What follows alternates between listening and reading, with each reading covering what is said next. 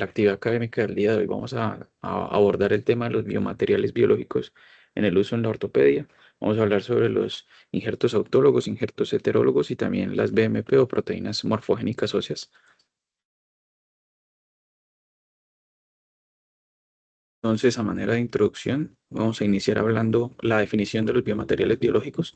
Son tejidos o moléculas que tienen, pues, como su nombre lo dice, un origen biológico y su función es la de el favorecimiento de la reparación y la regeneración ósea. Esto lo hacen a través de mecanismos celulares y o mecanismos moleculares.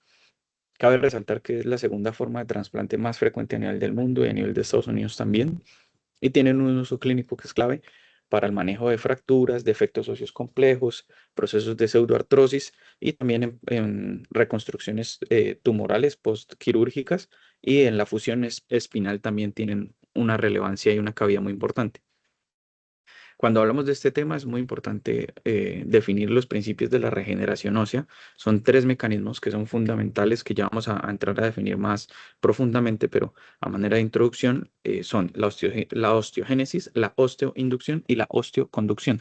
La osteogénesis, digamos que fácilmente definible, podría decirse que es la formación directa de hueso a través de células que están vivas y vienen o son provenientes del injerto como tal.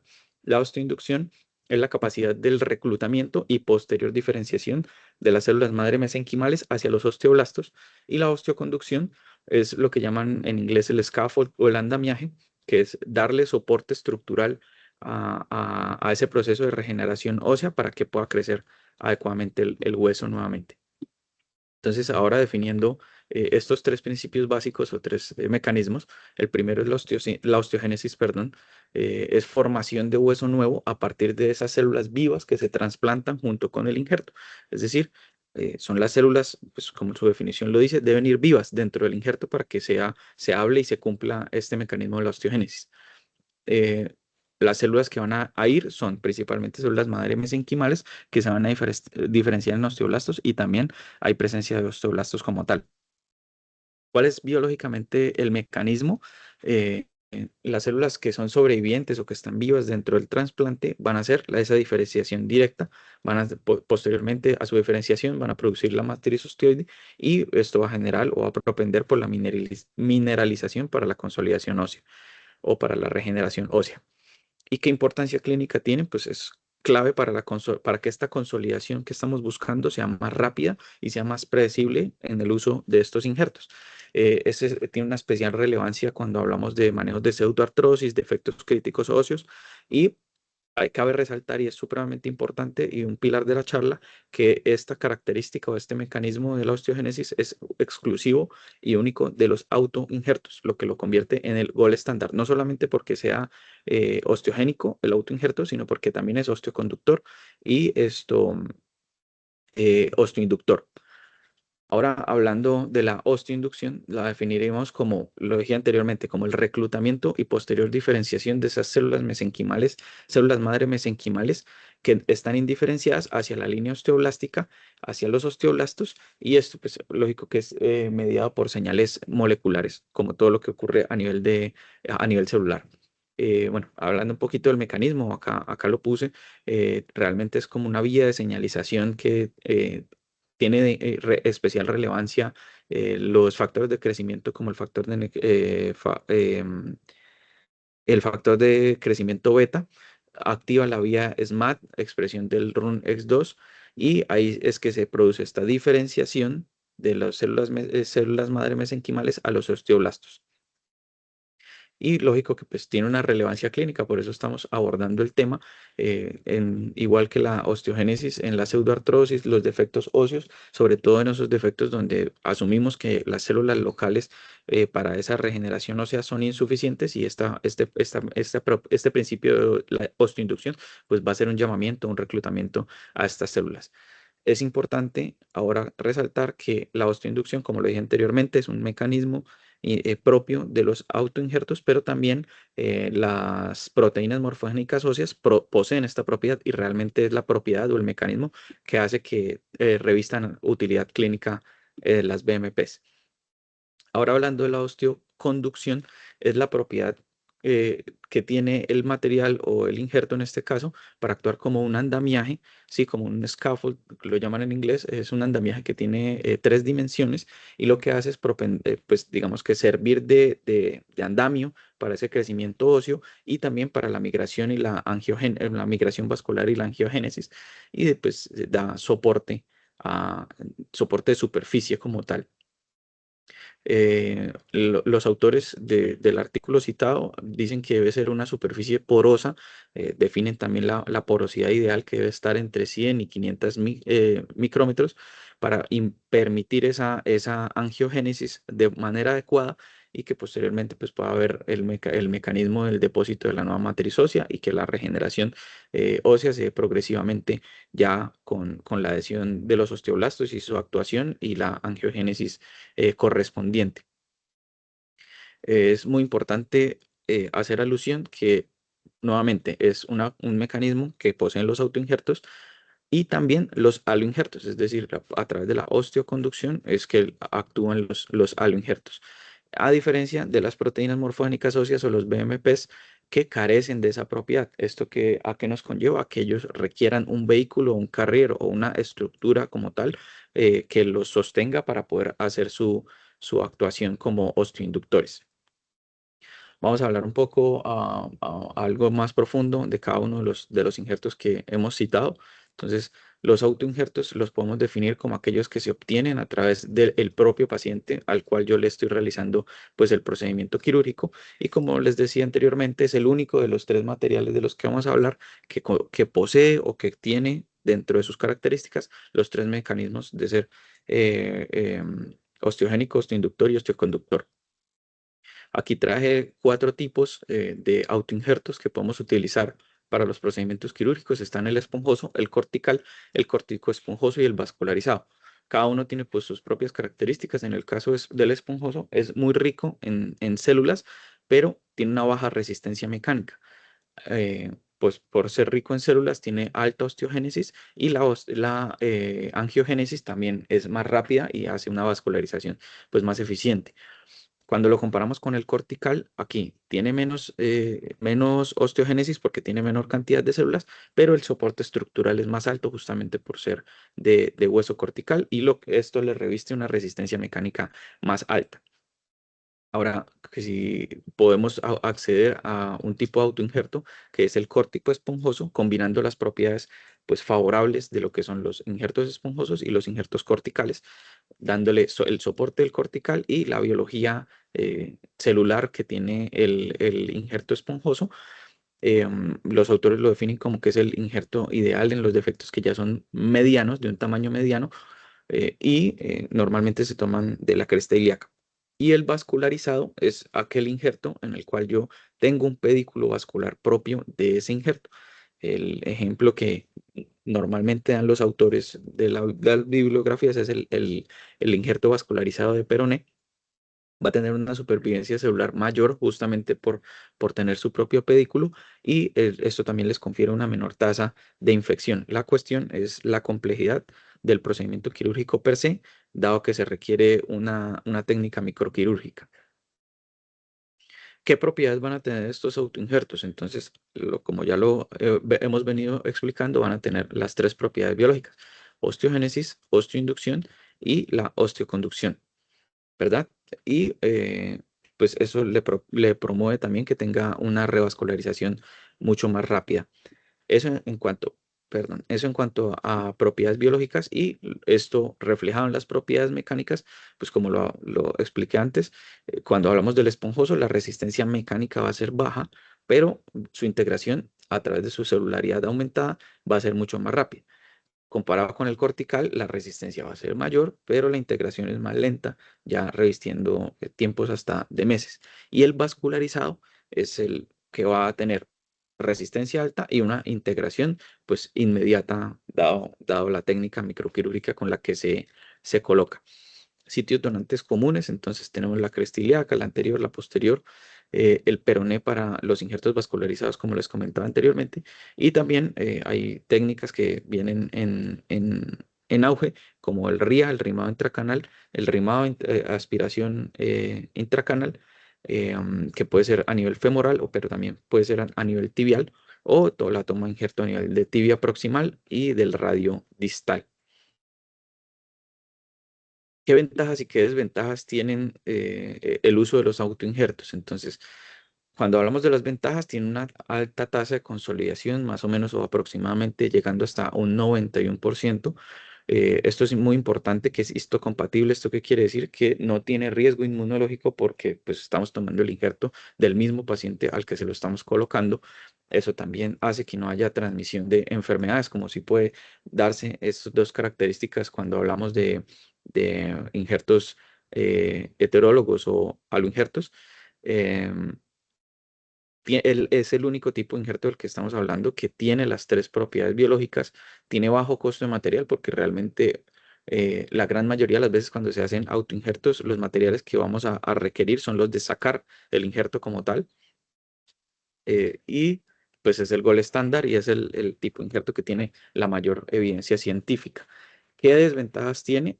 Y la principal, la más importante y por la cual se ha venido buscando y desarrollando injertos que sean diferentes a los autoinjertos es la morbilidad del sitio donante. Esta llega a ser, según la literatura que se consulte, hasta de un 30%. El dolor crónico del sitio donante, que puede ir desde el 8 hasta el 30%. Hay una cantidad limitada del injerto disponible, es decir, es el que yo pueda tomar en ese momento y pues es el que tengo y el que puedo utilizar. Reviste un mayor tiempo quirúrgico, pues porque tengo que eh, tener en cuenta el tiempo quirúrgico que voy a gastar o voy a requerir para la toma del injerto, el cierre del abordaje, etcétera. Hay riesgo de fractura del sitio donante, dado que pues, es una estructura que se va a ver estructuralmente o mecánicamente debilitada por la extracción del injerto. Y hay una tasa de complicaciones que comentan los autores de mayor al 8,6%, dados por hematoma, el riesgo de infección, riesgo de lesión nerviosa y el dolor crónico. Digamos que hay ese en común ponderado que es mayor al 8,6%. ¿Qué indicaciones clínicas van a tener los autoinjertos? Entonces, como lo habíamos hablado anteriormente, los procesos de pseudoartrosis, los defectos óseos, las fusiones espinales también son un uso que se le viene dando muy importante a los autoinjertos. Cuando hablamos de la pseudoartrosis, el tipo de injerto que normalmente se toma es esponjoso, de cresta ilíaca, y lo que les venía diciendo, la consolidación llega a ser hasta de un 91%. Acá hay los autores, dependiendo de la literatura que uno consulte, dan dos medidas diferentes de los defectos óseos. En este caso, tengo citado los defectos óseos. El punto de corte que se utiliza es de menos o más de 5 centímetros, donde menos de 5 centímetros, el tipo de injerto que sugieren los autores es el uso del córtico esponjoso para esos defectos pequeños, pero cuando son mayores de 5 centímetros, el perneo vascularizado o también puede ser una técnica tipo masquelet. Pero hay otras literaturas que aumentan esta medida hasta los 12 centímetros. Es importante tenerlo en cuenta. Como una perla clínica que quería traer es que el injerto esponjoso de la cresta ilíaca es la primera opción en pseudoartrosis atrófica.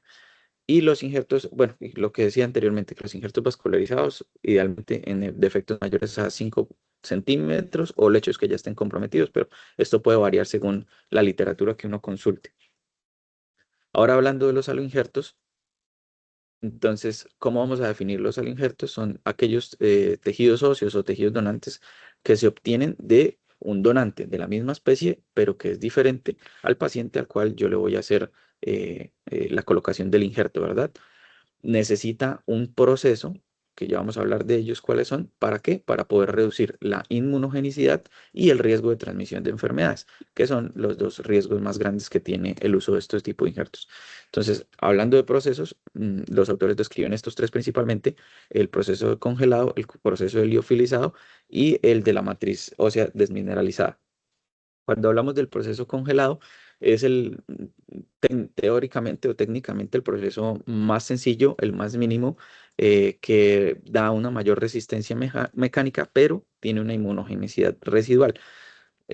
Entonces, por eso apareció, perdón, el mecanismo liofilizado. tiene una menor inmunogenicidad, pero al hacerle el proceso de liofilizado, pierde resistencia mecánica que sí tenía el injerto cuando se había hecho el proceso de congelamiento. Y además necesita una rehidratación cuando se hace la colocación del injerto. Ah, bueno, y una característica importante, a diferencia del congelamiento o del congelado, se puede almacenar a temperatura ambiente cuando es liofilizado. Y la matriz desmineralizada tiene como características que tiene una osteoinducción limitada, perdón, que es la característica de los aloinjertos, em, y que tiene, digamos que aquí se van como más, algo más específico, que es la variabilidad entre los lotes y las formas que tienen, que es el putty, el gel y las tiras. Bueno, aquí en esta diapositiva de lo que quería hablar es la biología y la incorporación que tiene, o sea, la incorporación que tiene a nivel biológico el uso de los alinjertos se divide en cuatro fases principales. La fase inflamatoria, donde se genera un hematoma, hay una liberación de citoquinas y un reclutamiento celular local. eh, o sea, es la primera fase de la incorporación de este aloinjerto. Luego va a haber la fase de revascularización o de angiogénesis, que se produce a través o desde el lecho receptor. Es decir, no lo hace el lecho donante, sino el lecho receptor, y progresivamente va a ir como cubriendo o invadiendo, por decirlo de alguna manera, ese injerto que se colocó. Luego hay un proceso de reabsorción donde obviamente los osteoclastos son las células que van a primar, reabsorben el hueso donante, y acá hay un proceso muy importante que en inglés llaman el creeping substitution, que es justamente la sustitución de ese halo injerto por la formación del nuevo tejido óseo regenerado por el paciente. Y finalmente la remodelación, los osteoblastos van a depositar ese nuevo hueso sobre el scaffold que queda residual porque ya hubo un proceso de reabsorción, y las leyes de Wolff son las que van a ayudar a que esa regeneración ósea se produzca. ¿Qué puntos clave tiene el halo injerto? Que es su característica o su mecanismo principal, o el mecanismo por el que actúan, es el de la osteoconducción, es decir, tipo andamio o tipo scaffold. No tienen osteogénesis porque no hay células viables en ese injerto. Es un injerto que está inerte, a diferencia del autoinjerto. Entonces no va a haber osteogénesis. La matriz ósea, las proteínas morfogénicas óseas, perdón, la matriz ósea tiene una osteoinducción que es limitada y es variable, mientras que el resto de tipo de aloinjertos ni siquiera tiene proceso de osteoinducción, solamente de osteoconducción, una característica importante pues de la matriz ósea. Lógicamente, pues por esta ausencia de los mecanismos de, de osteogénesis y de osteoinducción, pues la incorporación va a ser más lenta comparativamente con el autoinjerto. Y en injertos que son solamente cortical, el creeping substitution del que les hablaba anteriormente puede llegar a tardar hasta años, justamente por que el proceso de reabsorción, al ser un injerto cortical, pues va a tardar más tiempo. Y también tiene riesgo de fractura durante la remodelación. Riesgos y limitaciones que tienen los alinjertos. Entonces, los dos principales y los más importantes son los que enuncio de primeros, justamente, que son la transmisión de las enfermedades. Dan los ejemplos de VIH, hepatitis B, hepatitis C, infecciones bacterianas, y que la frecuencia o el impacto puede llegar a ser de 1 en 1,6 millones para el VIH, por ejemplo, lo que nos habla de que es un riesgo realmente bajo, pero siempre hay que tenerlo en cuenta y saber que existe. La inmunogenicidad, es decir, que haya una respuesta inmune por parte de ese receptor, y que varía según el mecanismo que se haya utilizado, el método que se haya utilizado para el procesamiento del injerto, y es el mayor, es en el congelado, como lo había dicho antes. La incorporación puede ser más retardada cuando se compara con los autoinjertos, puede llegar a ser meses o hasta años cuando son injertos corticales. Existe el riesgo de fractura del injerto, como en medio del proceso de la reabsorción y la remodelación. Puede haber una reabsorción excesiva, lo que va a generar que los resultados no sean los que uno está esperando, y se pierda un volumen mayor al que uno esperaría del el injerto antes de que se genere el reemplazo por las células propias del paciente. Y que hay una variabilidad biológica, lógicamente, cada donante de injerto pues tiene una variabilidad biológica intrínseca a su ser, lo que hace que haya diferencias entre los lotes, pero de todas formas se sabe que, y se ha estudiado que según los mecanismos que se utilicen para el procesamiento, pues la idea es limitar lo que más se pueda esas diferencias. A favor que tienen, que tienen a favor que no tiene morbilidad para el donante, porque yo no estoy tomando la muestra de allá. Hay una alta disponibilidad al tener más sitios de donación, por así decirlo, lo que también me da variación de formas, de tamaños, y el costo va a ser más bajo comparativamente hablando, por ejemplo, con las proteínas morfogénicas óseas. Y en contra tiene que no tiene osteogénesis, los riesgos inmunológicos de los que ya hemos hablado, y que la incorporación va a ser más lenta cuando se compara con los autoinjertos. Esto es como un cuadro comparativo de los autoinjertos. Creo que podríamos más bien mirar el cuadro final donde hago la comparación de las tres en aras del tiempo. Las proteínas morfogénicas óseas son el tercer injerto del que vamos a hablar, y destacar que es un mecanismo de osteoinducción el que vamos a ver desarrollado en las BMPs. Para definirlo, son factores de crecimiento de la superfamilia del factor de necrosis tumoral beta. Tiene una capacidad potente osteoinductiva. Entonces, esa es la diferencia que tiene con los injertos que hablamos anteriormente. Eh, Hay más de 20 BMPs diferentes que se han identificado, que se han desarrollado, pero las 2 y las 7 son las que mayor relevancia clínica tienen según la evidencia. ¿Cuál va a ser el mecanismo de acción? Perdón, va a ser una vía de señalización molecular, justamente porque a nivel molecular o biomolecular es donde actúan las BMPs. Entonces se unen a receptores de serina, treonina, sinasa, tipo 1 y tipo 2, hacen fosforilación. Bueno, aquí está como desarrollado el mecanismo de acción. No me quiero detener mucho tiempo acá, para que finalmente lo que van a hacer es osteoinducir, es decir, propender por la diferenciación de las células mesenquimales, las células madre mesenquimales a osteoblastos y finalmente a la formación de hueso a través de sus características de osteoinducción. Aquí estos autores pues, tienen muy en cuenta al BMP2, al BMP7 y cuáles son las aplicaciones clínicas que se ha visto en los Estados Unidos y que ya están aprobadas y no aprobadas. Entonces, para la BMP2, que la FDA nos habla que desde el 2002 tiene una aplicación en el ALIF o la fusión lumbar anterior desde el 2004, también para fracturas de tibia que sean open fracture, fracturas abiertas, y también para la reconstrucción maxilar. Me pareció interesante pues anotarlo ahí también. Esas son las aprobadas. Ahora, hay unos usos fuera de la etiqueta o off-label que corresponden al 85% de las aplicaciones de los BMPs. También para fusiones no anteriores como la LIF, sino posterolaterales lumbares, para fusiones cervicales y deformidades espinales. Es donde más se está utilizando actualmente. Y ahí lo que hablo del carrier es como ese vehículo que necesita, que había comentado anteriormente, porque no tiene estructura mecánica como tal. Cuando hablamos del BMP7, entonces aprobado por la FDA desde el 2001 para el manejo de pseudoartrosis en huesos largos y desde el 2004 para los procesos de fusión, de revisión de fusiones posterolaterales a nivel de la columna.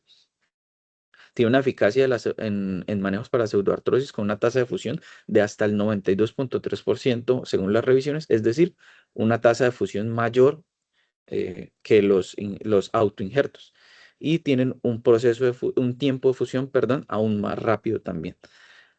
Y acá hacen pues una claridad, un disclaimer, que es que fue retirado del mercado en los Estados Unidos en el 2014.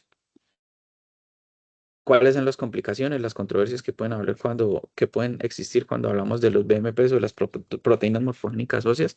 La primera de la que podemos hablar es la osificación heterotópica, es decir, que hay una osificación fuera del hueso a nivel de los tejidos musculares, tejidos subcutáneo.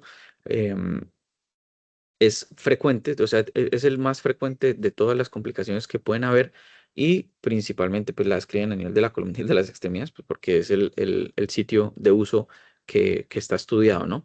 También puede haber otro tipo de complicaciones como la inflamación, el edema, esto a secundario pues a una respuesta inflamatoria local. El desarrollo, perdón, de seromas tiene una frecuencia variable. Esto está más estudiado o los autores lo escriben más a nivel de columna, pero pues me pareció muy interesante e importante traerlo a colación.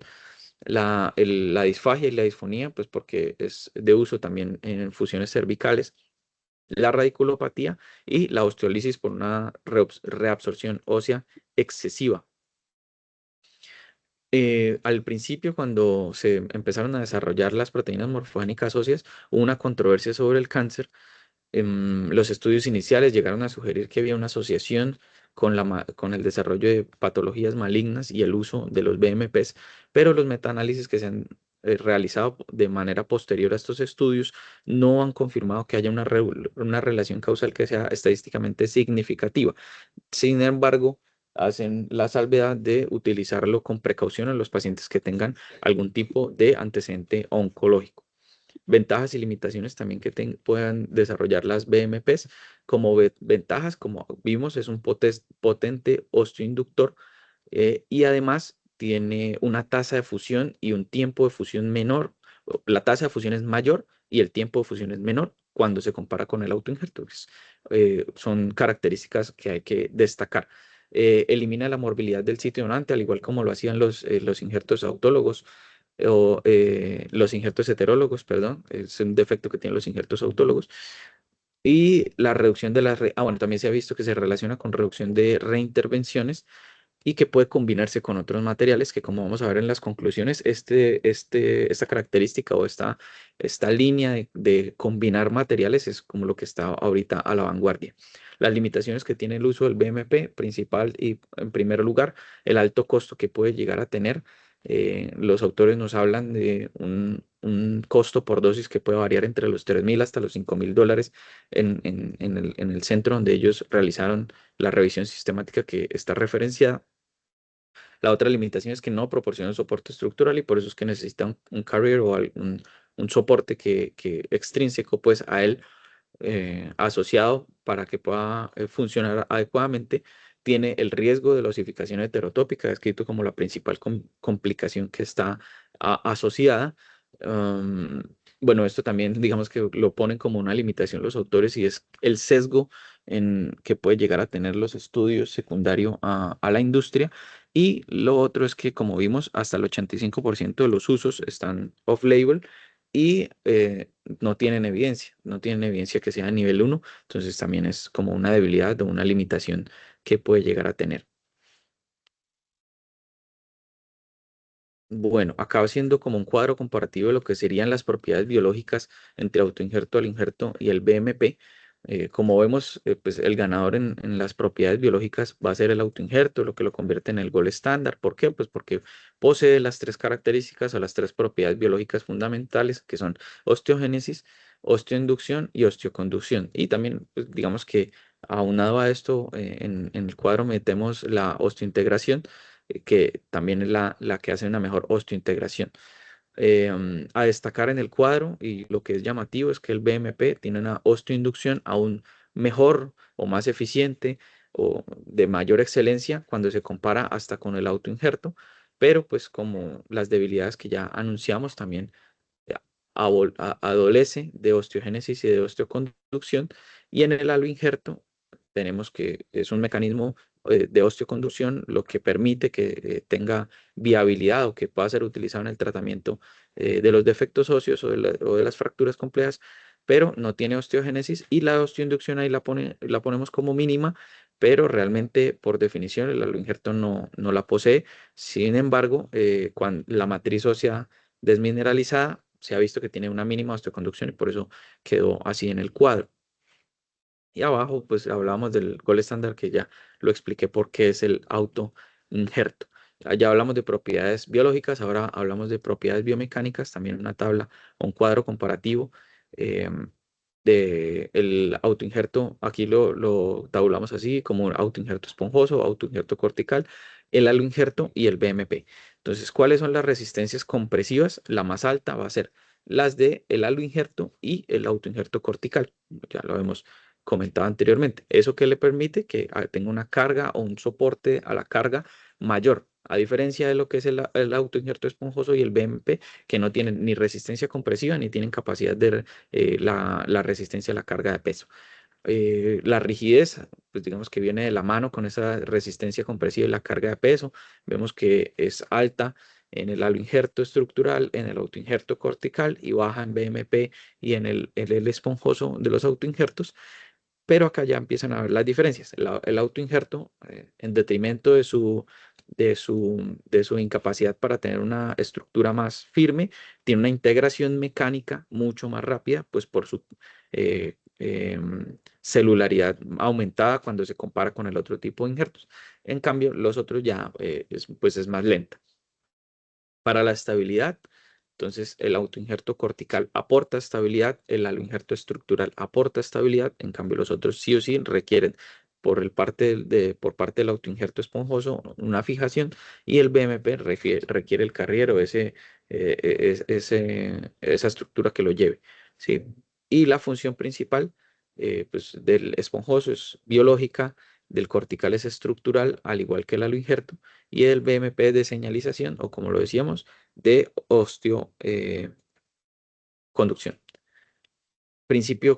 Aquí hablando de un principio clave, es lo que decía anteriormente, que el material ideal va a ser aquel que pueda combinar las funciones biológicas con las funciones mecánicas, que ningún material va a cumplir con esto, y por eso está ahorita en boga eh, hacer una combinación de diferentes injertos para poder hacer algo más complementario entre las funciones biológicas y las funciones mecánicas que vemos descritas. Un cuadro también con algunas aplicaciones clínicas, pues, digamos que ya lo hemos venido desarrollando a través de la charla, pero pues de todas formas en las fracturas agudas, digamos que estos los autores sí ponen como un material preferido según la indicación o según la patología que a tratar. Entonces las fracturas agudas, el autoinjerto esponjoso por su tasa de unión alta y su disponibilidad, pues, digamos, y su bajo costo tiene una osteogénesis, tiene consolidación más rápida, pues tiene osteogénesis, osteoconducción, osteoinducción, lo que genera una consolidación más rápida de esa fractura aguda. Cuando hablamos de pseudoartrosis atróficas, entonces ya acá los autores nos hablan que prefieren el uso de un autoinjerto pero de cresta ilíaca como máximo potencial biológico y como alternativa pues el uso de BMPs ya sea 2 o 7. En la pseudoartrosis hipertrófica el material preferido que ellos anuncian es realmente una fijación estable, no tanto el uso de injertos porque lo justifican o lo describen que acá el problema realmente es un problema más a nivel mecánico que a nivel biológico. Bueno, acá, como lo había comentado, los defectos óseos hay unos autores que los dividen en cuanto a su tamaño en 5 centímetros o 12 centímetros para definir si yo hago un autoinjerto más un aloinjerto en los defectos pequeños o si hago un autoinjerto pero vascularizado en los defectos más grandes, utilizando esas dos medidas, pero pues, lógicamente como todo en cirugía debe ser muy particularizado a mi caso en específico. Y ya como haciendo una tabla comparativa, perdón, una tabla comparativa ya final, digamos que es como una recordación o un compendio de todo lo que venimos hablando anteriormente. En cuanto a las propiedades osteogénicas, osteoinducción, de osteoconducción, la resistencia mecánica, el costo también, digamos que en Estados Unidos o los estudios que se hacen en Estados Unidos, el costo es algo que siempre tienen muy en cuenta, la disponibilidad, etcétera. Y para concluir, les traigo estas conclusiones, valga la redundancia. Primero, que el autoinjerto sigue siendo el gol estándar para el manejo de las patologías donde yo requiera el uso de algún tipo de injerto por las tres características o los tres mecanismos, osteogénesis, osteoinducción y osteoconducción, de manera simultánea en un mismo injerto. El injerto es una alternativa muy valiosa que viene pues, en aumento en su uso y es principalmente a diferencia del uso del autoinjerto, la ventaja que tiene o lo que la potencia para ser preferida en su uso es eliminar la morbilidad del sitio donante. Entonces, ¿por qué? Porque puede generar dolor crónico, infección de ese sitio, debilidad y fracturas del sitio donante.